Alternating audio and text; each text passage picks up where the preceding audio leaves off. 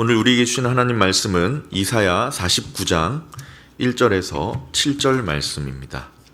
이사야 49장 1절에서 7절 말씀 한 절씩 교독하고 마지막 절은 같이 읽겠습니다. 섬들아 내게 들으라, 먼 곳 백성들아 귀를 기울이라. 여호와께서 태에서부터 나를 부르셨고 내 어머니의 복중에서부터 내 이름을 기억하셨으며 내 입을 날카로운 칼같이 만드시고 나를 그의 손 그늘에 숨기시며 나를 갈고 닦은 화살로 만들사 그의 화살 통에 감추시고 내게 이르시되 너는 나의 종이요 내 영광을 내 속에 나타낼 이스라엘이라 하셨느니라. 그러나 나는 말하기를 내가 헛되이 수고하였으며 무익하게 공연히 내 힘을 다하였도다 하였도다. 참으로 나에 대한 판단이 여호와께 있고 나의 보응이 나의 하나님께 있느니라. 이제 여호와께서 말씀하시나니 그는 태에서부터 나를 그의 종으로 지으신 이시요 야곱을 그에게로 돌아오게 하시는 이시니 이스라엘이 그에게로 모이는도다. 그러므로 내가 여호와 보시기에 영화롭게 되었으며 나의 하나님은 나의 힘이 되셨도다. 그가 이르시되 내가 나의 종이 되어 야곱의 지파들을 일으키며 이스라엘 중에 보전된 자를 돌아오게 할 것은 매우 쉬운 일이라. 내가 또 너를 이방의 빛으로 삼아 나의 구원을 베풀어서 땅끝까지 이르게 하리라. 함께 있습니다. 이스라엘의 구속자, 이스라엘의 거룩한 이이신 여호와께서 사람에게 멸시를 당하는 자, 백성에게 미움을 받는 자, 관원들에게 종이 된 자에게 이같이 이르시되 왕들이 보고 일어서며 고관들이 경배하리니 이는 이스라엘의 거룩하신 이 신실하신 여호와 그가 너를 택하였음이니라. 아멘. 오늘은 나는 누구인가 라는 제목으로 주시는 말씀 나누도록 하겠습니다. 나는 누구인가? 하나님은 나를 누구라고 하시는가? 나를 나타낼 수 있는 것들이 많죠. 내 이름도 나를 나타낼 수 있고 또 누구 엄마, 누구 아빠, 또 교회에서의 직분 또는 사회에서의 신분, 나를 설명하는 그 요소들은 참 많이 있습니다. 여러분은 누구이신가요? 지금 잠깐 한번 생각해 보십시오. 나는 누구인가? 이게 참 중요하죠. 내가 누구인지 알고 어렴풋이 아는 게 아니라 내가 내 정체성에 대해 확신할 때 거기서 힘이 나오기 때문입니다. 내가 누구인가? 모르면 정체성에 대한 확신이 없으면 잘 모르면 힘이 없습니다. 예전에 들었던 이야기인데요. 어떤 이제 군대 목사님이 군대에 가서 병사들을 이렇게 신방을 하잖아요. 근데 항상 관심병사 아시죠? 이렇게 적응 못하는 병사들을 만나면 그들에게 공통점이 있었다고 합니다. 뭐가 공통점이었을까요? 몸이 약했을까요? 아니면 두고 온 애인이 있어서 힘들었을까요? 아니면 뭐가 힘들었을까요? 그 관심병사들에게 공통점이 뭐냐면 그 모든 사람에게 한 가지가 없는데 군인 정신이 없었대요. 그러니까 자기가 지금 군대에 와서 군인이 되었는데 자기가 군인이란 걸 인정하지 않으려고 하니까 그 사회에 적응도 안 되고 힘이 없었던 것이죠. 오늘 성경에서 하나님은 나를 누구라 하실까? 이것을 알고 확신하는 것은 굉장히 중요한 이야기입니다. 오늘 말씀을 통해 하나님이 보시는 나는 누구인가 살펴보려고 하는데요. 바라기는 하나님 앞에서 분명한 정체성을 가지고 주께서 기대하시는 귀한 삶을 오늘 하루도 살아가실 수 있기를 주님의 이름으로 축원합니다. 나는 누구인가? 우선 첫째, 하나님의 자녀입니다. 하나님의 자녀. 물론 육신의 부모에게 태어났으니 육신의 부모도 있겠고 그래서 부모님의 자녀이기도 하지만 나는 하나님의 자녀다. 하나님이 창조하시고 태어나게 하신 하나님의 자녀다. 사랑하는 성도님 여러분, 여러분은 누구입니까? 하나님의 자녀입니다. 1절에 나오는데요. 섬들아 내게 들으라, 먼 곳 백성들아 귀를 기울이라. 여호와께서 태에서부터 나를 부르셨고 내 어머니의 복중에서부터 내 이름을 기억하셨다. 여기에 보면 하나님께서 어떻게 하셨습니까? 내가 어머니 태에 있을 때부터 나를 부르셨다. 더 정확하게는 태어나기 전부터 나를 부르셨다. 태어나기 전에 나를 이미 아셨고 나를 부르셨다. 내 어머니의 복중에 있을 때 내 이름을 부르셨다. 다시 말하면 내가 태어나기 이전부터 하나님은 나를 아시고 부르셨고 자녀 삼으셨다는 말씀이죠. 근데 이 구절만 보면 조금 애매할 수 있는데 다음 구절인 2절을 보면 더 분명해집니다. 2절을 한번 같이 읽어보겠습니다. 시작. 나를 갈고 닦은 화살로 만드사 그의 화살통에 감추시고, 이게 이제 1절에서부터 2절까지 이어지는 말씀인데 우리를 뭐라고 하십니까?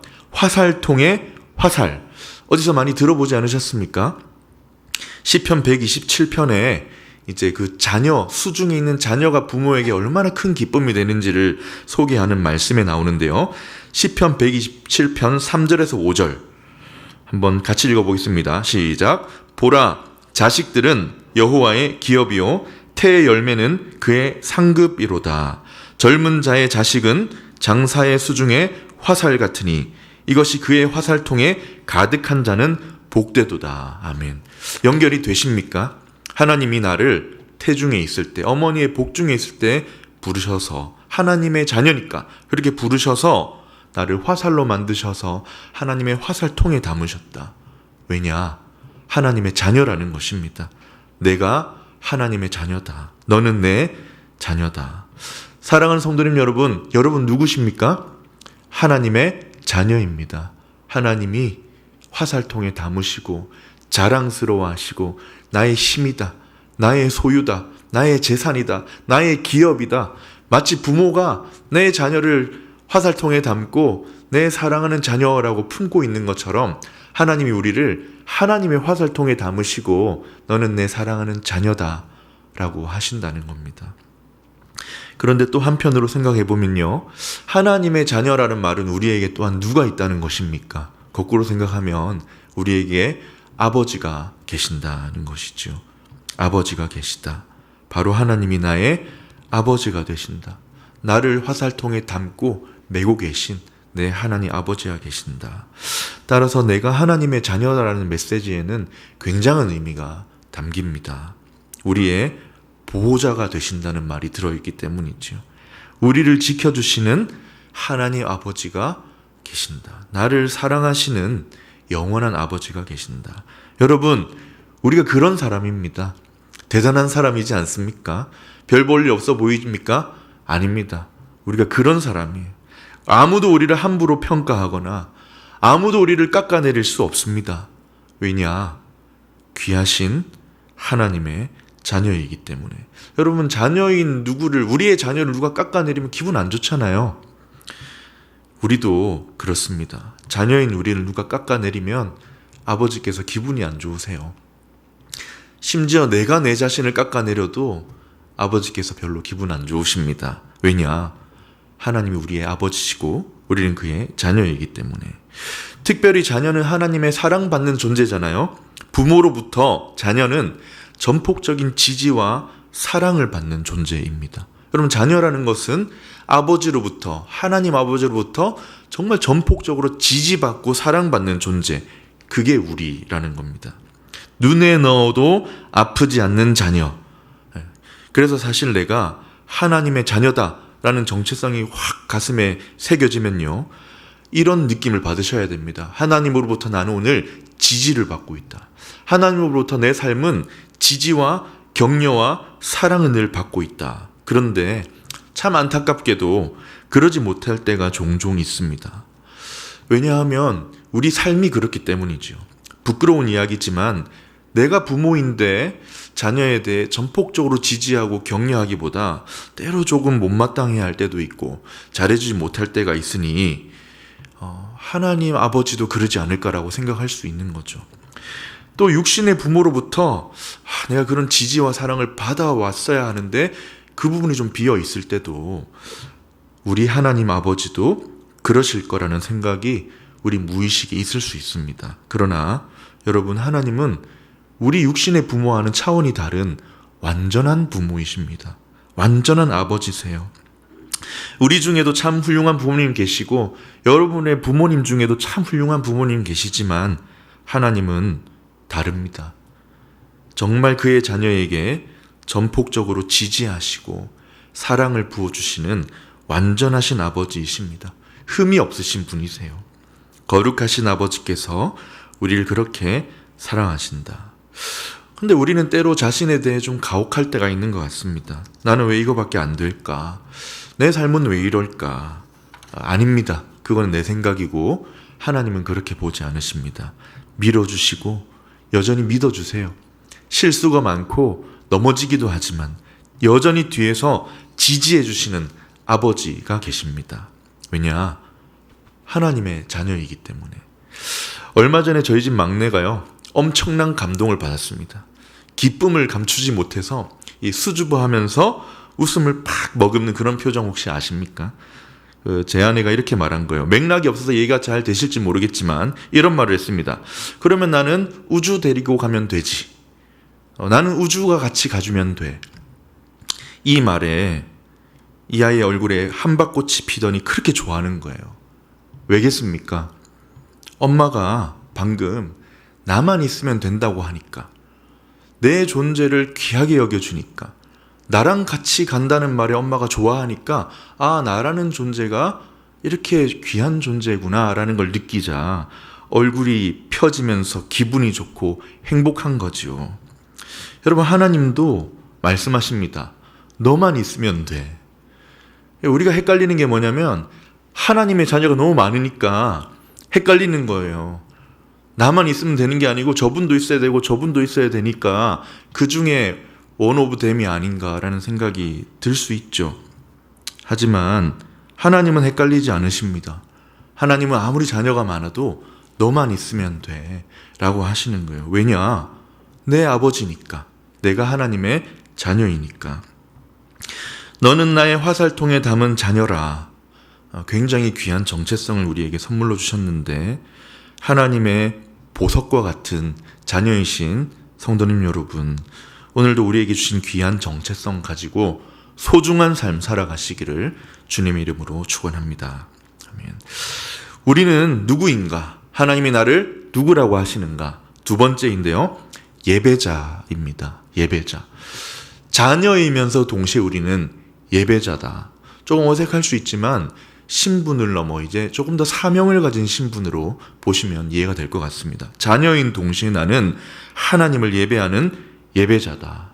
이것도 참 귀한 정체성이지요.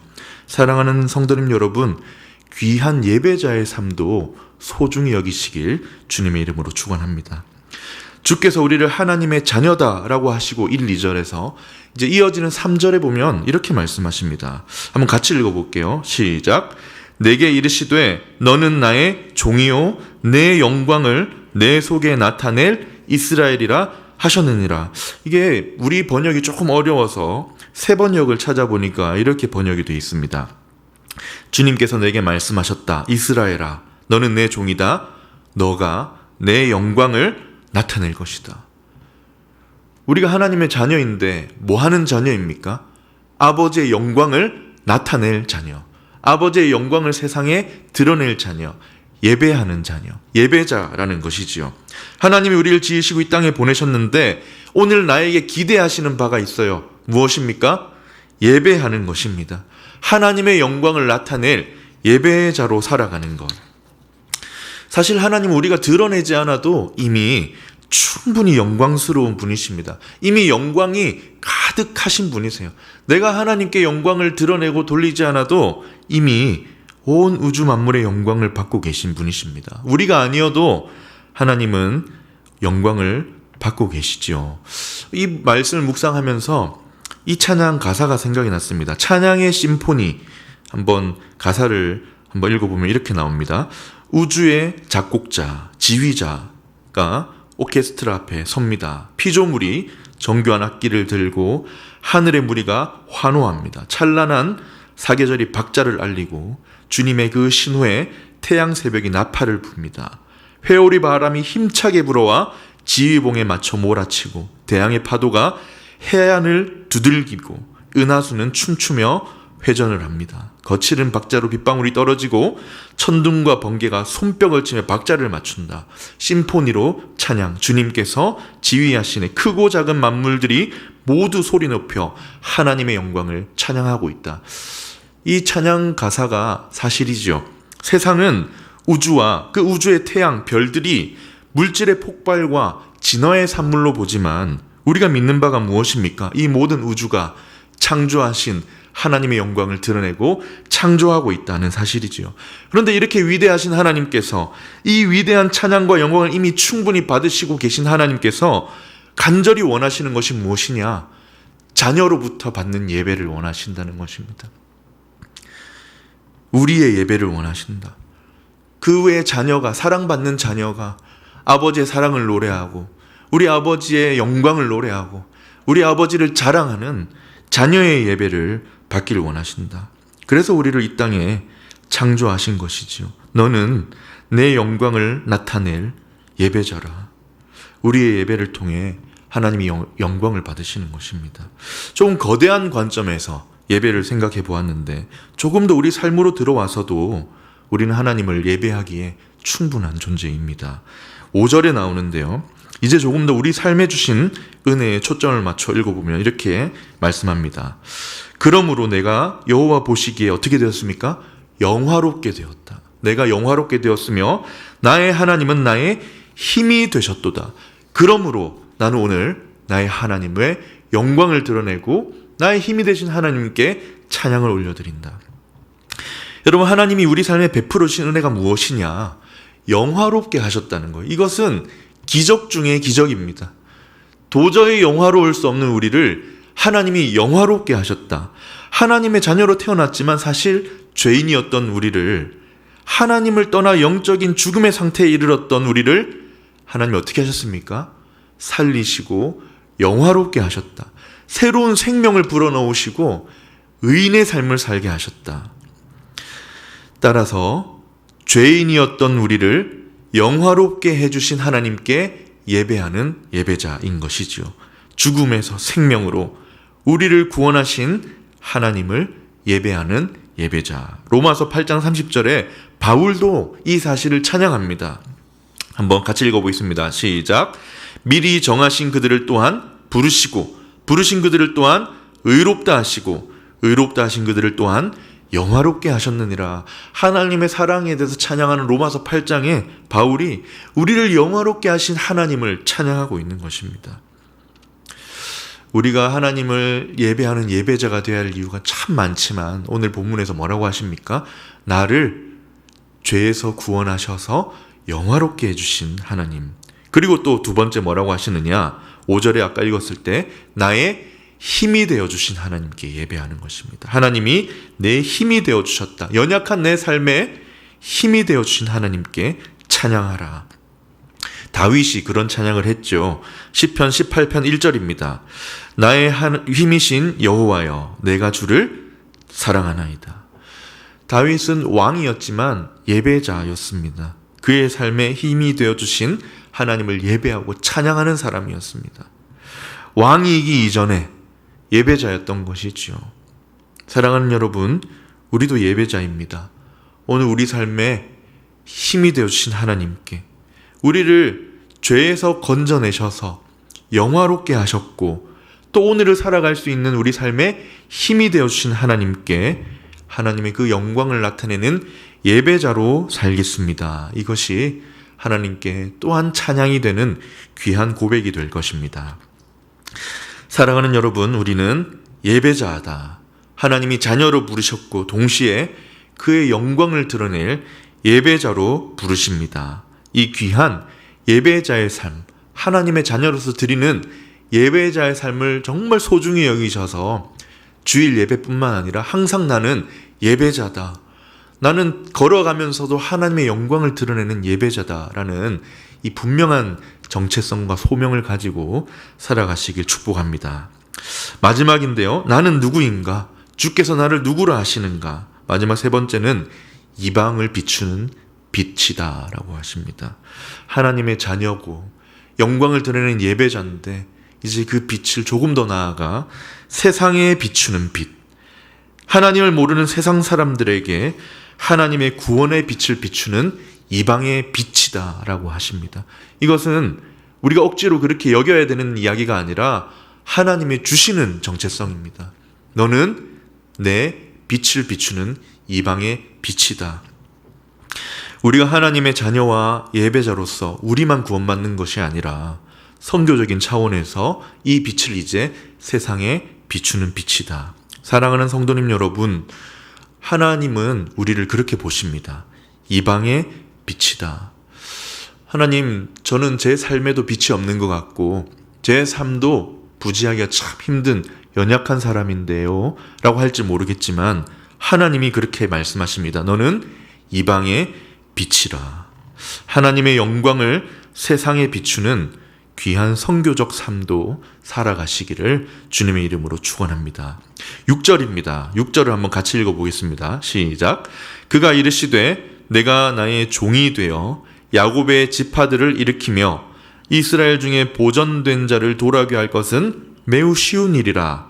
내가 또 너를 이방의 빛으로 삼아 나의 구원을 베풀어서 땅 끝까지 이르게 하리라. 아멘. 유명한 말씀이죠. 사도 바울도 회심했을 때 이 말씀으로 부르심을 받았습니다. 너는 이방의 빛이다. 사도행전 13장에 나오는데요. 주께서 이같이 우리에게 명하시되 내가 너를 이방의 빛으로 삼아 너로 땅끝까지 구원하게 하리라. 2000년 전에도 사도 바울에게 이 말씀을 주셨다면 하나님이 오늘 우리에게 말씀하십니다. 너는 내 구원을 이방에 베풀 이방의 빛이다. 내 영광을 세상에 드러나고 구원의 빛을 세상에 비추는 이방의 빛이다. 여러분, 우리는 어둠이 아닙니다. 우리는 그늘진 삶이 아닙니다. 우리는 그림자의 삶도 아닙니다.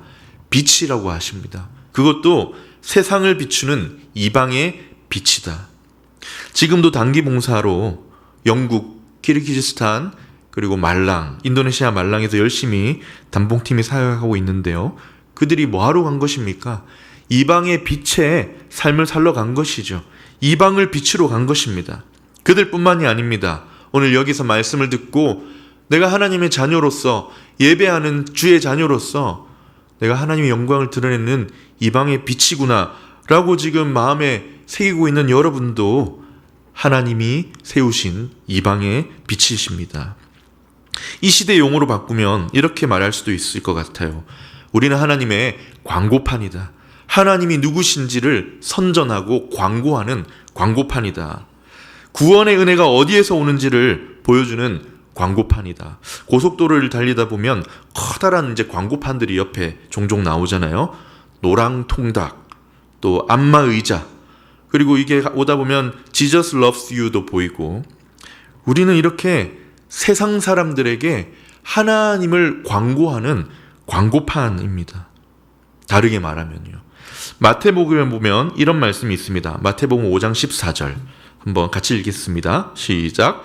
너희는 세상의 빛이라. 산 위에 있는 동네가 숨겨지지 못할 것이요.